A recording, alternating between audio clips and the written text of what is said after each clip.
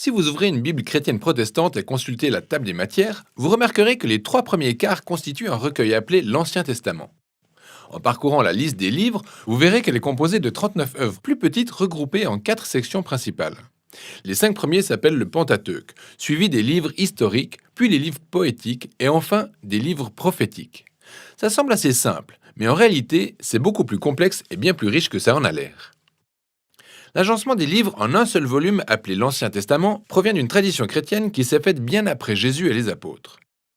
Dans la tradition juive ancienne, ces œuvres se présentaient toutes sur des manuscrits séparés qui ont été rassemblés en un recueil tripartite appelé Tanakh. C'est un acronyme hébreu pour Torah, qui signifie instruction, Nevi'im, qui veut dire prophète, et Ketuvim, qui signifie écrit. Ce Tanakh contient les mêmes livres que l'Ancien Testament protestant, sauf que leur ordre est différent. La Torah correspond au Pentateuque. Les livres des prophètes sont constitués de 4 récits historiques, puis des 15 ouvrages qui portent le nom des 10 prophètes. Viennent ensuite les écrits, un recueil varié de récits et de textes poétiques. Ce modèle tripartite est vraiment très vieux. Il est mentionné dans les textes juifs anciens comme les manuscrits de la Mer Morte, la sagesse du Siracide, même Jésus de Nazareth en a parlé. Et ça, c'est parce que cette forme tripartite fait partie intégrante de la structure des manuscrits. En y regardant bien, on réalise que chaque parchemin trouve son complément dans les autres par un système de références croisées qui relie entre elles chacune des œuvres de ce recueil. Alors, qui a rassemblé tous les manuscrits? C'était un long processus. Certains des auteurs célèbres sont bien mentionnés, comme Moïse ou David, mais la plupart d'entre eux restent anonymes. Dans la Bible, on les désigne simplement par scribe ou prophète. Ces manuscrits ont pris forme au cours de l'histoire d'Israël au fil des générations de scribes sous onction prophétique qui ont rassemblé des histoires et des poèmes antérieurs, les ont intégrés à des œuvres plus vastes pour finalement réunir tous les manuscrits dans cette bibliothèque unique qui est le Tanakh. Les textes des psaumes et des prophètes indiquent clairement que ces scribes à tendance prophétique croyaient que l'Esprit de Dieu guidait tout ce processus de sorte que Dieu parle à son peuple en utilisant les mots des hommes. C'est pourquoi ils ont chéri ces textes en les étudiant et en les compilant dans un seul recueil. On ne sait pas exactement quand ce processus a été achevé, mais c'était au cours des derniers siècles avant l'époque de Jésus. À travers sa forme définitive, le Tanakh fait une interprétation prophétique de l'histoire d'Israël qui vise à révéler le dessein de Dieu de sauver le monde entier. Et bien qu'il ne soit pas possible de détailler tout le recueil dans une seule vidéo, il convient de donner un panorama du contenu de ces parchemins. La Torah s'ouvre sur Dieu qui crée et bénit une immense propriété, notre monde magnifique, rien que ça. Dieu le confie à une créature qui reflète sa propre image, l'humain, ou en hébreu Adam. Dieu établit l'humanité en tant que roi et reine de la création pour régner sur le monde. La question est de savoir s'ils vont faire confiance à la sagesse de Dieu pour discerner le bien du mal ou saisir leur autonomie pour définir le bien et le mal par eux-mêmes. Mais une autre créature est présente au milieu des hommes, un serpent mystérieux. Il s'est rebellé contre le Créateur et persuade les hommes de bafouer la générosité de Dieu. Résultat, l'humanité est séparée de sa source divine de vie et exilée d'un jardin de bénédiction pour connaître la mort dans un désert hostile. À partir de là, l'humanité ne cesse de se reproduire en redéfinissant le bien et le mal. Alors les choses se détériorent rapidement. Ils bâtissent des villes caractérisées par la violence et l'oppression, ce qui les conduit à créer une ville appelée Babylone, où les gens se glorifient eux-mêmes à la place de Dieu. Ainsi se fonde l'intrigue de la Bible. Dieu veut bénir son monde et le gouverner par le biais des humains. Mais finalement, ce sont eux le problème. Ils sont sous l'emprise du mal et ils ne voient pas plus loin que le bout de leur nez et s'enfoncent bêtement dans une spirale autodestructrice. Ce qui plante le décor pour que la solution de Dieu se mette en place. Il faut une nouvelle race humaine. Ainsi, Dieu promet la venue d'un humain nouveau qui ne cédera pas au serpent. En fait, il va l'écraser et se faire écraser par lui. À partir de là, l'histoire retrace la lignée de la promesse faite à un homme et une femme, Abraham et Sarah. Dieu leur réitère la même bénédiction divine qu'il a donnée aux humains à la toute première page.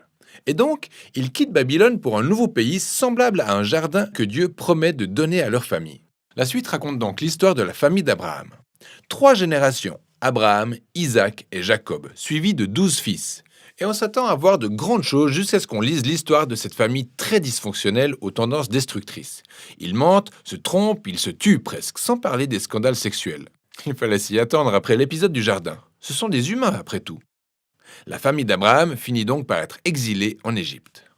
Ces échecs répétés de la famille d'Abraham jettent une large ombre sur leur histoire, ne comptant qu'une poignée de souvenirs marquants. Dieu reste fidèle à ce peuple et il va même jusqu'à leur faire une promesse éternelle appelée Alliance, selon laquelle il sauvera et bénira l'humanité entière à travers eux. Les détails ne sont pas très clairs, mais la famille d'Abraham prospère quand elle cesse ses manœuvres égoïstes et croit radicalement à la promesse de Dieu. Ensuite, la famille s'agrandit. Ils finissent par être réduits en esclavage en Égypte, et c'est là qu'on découvre l'autre personnage principal de la Torah, Moïse. Dieu le suscite pour sauver les Israélites et les conduire sur une montagne où ils sont tous invités à établir une relation d'alliance avec Dieu.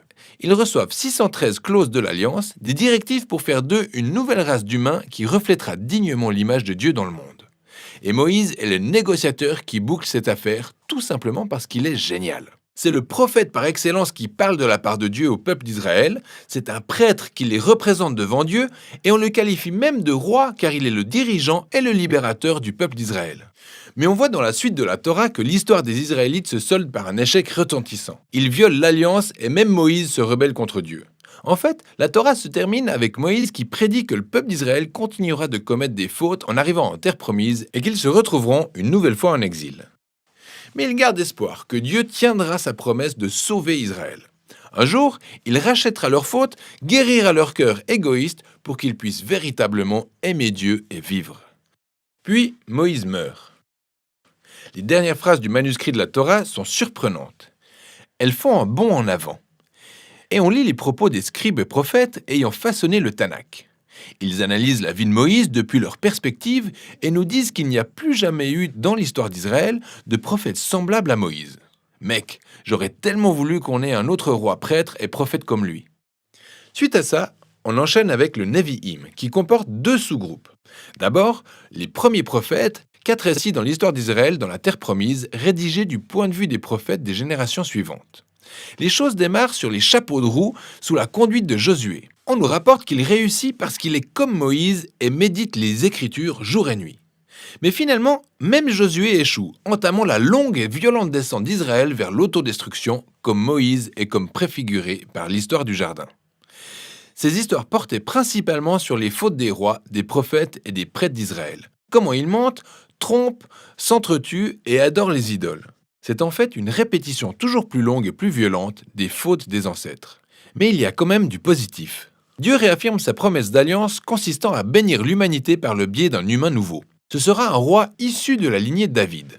On a des histoires sur des personnages comme David ou Salomon qui ont des expériences comme celle d'Abraham lorsqu'il faisait confiance à Dieu. Mais ça n'a pas duré. À peine réalise-t-on ce qui se passe que la famille d'Abraham se retrouve là où elle avait commencé, conquise et exilée à Babylone. Mais rappelez-vous, toute cette histoire est racontée du point de vue des prophètes des générations suivantes, qui savaient que l'exil n'était pas la fin. Ils ont donc structuré les histoires du passé d'Israël en soulignant les indicateurs de leur espérance à venir.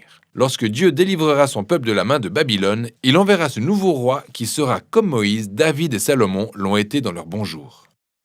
En fait, c'est tout le sujet de la deuxième partie du Nevi'im, les derniers prophètes. Il y a 3 œuvres denses et 12 autres plus courtes qui sont reliées à des prophètes spécifiques. Ce modèle rappelle exprès les 3 plus 12 ancêtres de la Genèse, dont les récits d'échecs portent en eux le germe de l'espérance future. Ces manuscrits prophétiques sont pleins de références croisées qui renvoient au récit de la Torah et des prophètes tout en poursuivant l'histoire. Les prophètes d'Israël avaient pour mission de faire comme Moïse, soit accuser l'ancien Israël de ses défaillances et corruptions, puis le mettre en garde contre les conséquences imminentes, le grand jour du Seigneur, qui se soldera par leur défaite et leur exil à Babylone.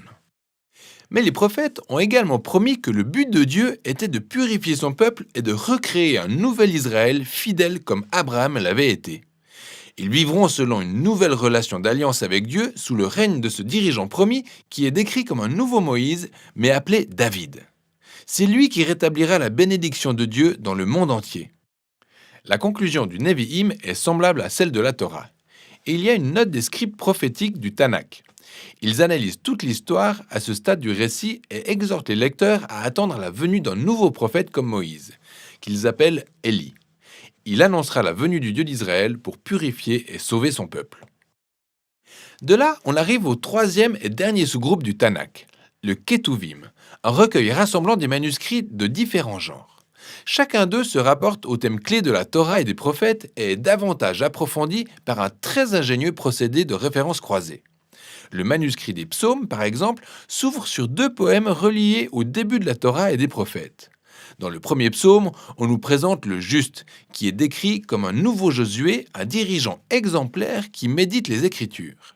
Sa description s'apparente à celle du roi promis par Moïse, et il est comme l'arbre de vie éternelle dans le jardin d'Éden. Par la suite, le psaume 2 dévoile ce personnage. C'est le roi promis, le Fils de Dieu, issu de la lignée de David, qui va triompher du mal parmi les nations et rétablir la bénédiction de Dieu pour le monde. Le reste du manuscrit des psaumes enseigne au peuple de Dieu comment prier en attendant l'accomplissement de cette promesse. Ensuite, il y a les manuscrits de sagesse qui abordent certaines questions épineuses soulevées par l'histoire de la Torah et des prophètes. Les proverbes font penser à Moïse dans la Torah, faire confiance à Dieu, être fidèle et obéissant pour expérimenter la paix et le succès. Mais ensuite, Ecclésiaste et Job analysent l'histoire compliquée d'Israël et déclarent « Ouais, on a déjà fait ça, mais c'est pas si simple ». Ces 3 livres mènent une réflexion profonde sur le fait de vivre avec sagesse dans le monde à la fois bon et déroutant créé par Dieu. 2 des derniers livres du Tanakh à être rédigés apportent une contribution essentielle. Le manuscrit de Daniel retrace la longue histoire des fautes et souffrances d'Israël, et c'est étrangement une sorte de lueur d'espoir vers un nouvel avenir pour le monde. Un jour, cet homme nouveau promis dans la Torah et les prophètes viendra. Il sera piétiné à cause des penchants bestiaux des hommes tournés vers le mal, mais ensuite, Dieu le justifiera et l'exaltera pour qu'il règne sur le monde par sa puissance divine. Enfin, le manuscrit des Chroniques raconte toute l'histoire depuis le début du Tanakh jusqu'à ce qu'Israël rentre d'exil. L'auteur met l'accent sur la promesse de Dieu faite à David, d'un futur roi qui réunira le peuple de Dieu dans une nouvelle Jérusalem et emmènera la bénédiction divine aux nations. Les dernières lignes du parchemin des Chroniques sont reliées à des textes clés qu'on retrouve partout dans le Tanakh. Ils nourrissent l'espoir d'un retour ultime d'exil, indiquant la venue d'un Israélite qui aura Dieu avec lui et dont la mission sera de monter et restaurer la nouvelle Jérusalem. Et c'est ainsi que l'histoire s'achève. Le Tanakh est un recueil d'antiques manuscrits hébraïques, magistralement et soigneusement conçus. Ces différents textes couvrant toute l'histoire d'Israël ont été entremêlés pour constituer une seule et même histoire, celle de la promesse de l'alliance de Dieu à Israël et à toute l'humanité. Le but étant de les lire et de les étudier tout au long de la vie, car les puissants propos de ces hommes servent de paroles de sagesse divine et de lettres d'espoir en l'avenir qui résonne encore aujourd'hui.